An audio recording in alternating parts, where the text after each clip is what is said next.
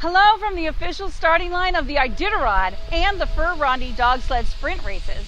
Fur Rendezvous, known around here as the Fur Rondy, or just Rondy for short, started as a winter sports tournament in 1936, coinciding with the actual annual arrival of fur trappers coming into town to sell their pelts. Fur Rondy is so much more than that today. One of its longest running traditions is the sale of the Rondy pins and buttons. These must-have items were introduced in 1939 with a new original design created every year. The cost of the pin varies. Now the booster button, which is selected from a local youth art contest, it's just $2. The official pin, chosen from submissions from artists all over the nation, start at $11.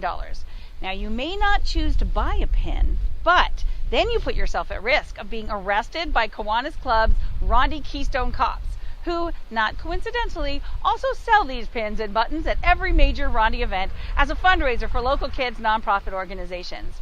The earliest pins were very basic, and you can find pictures of some of them on the Fur Rondy website.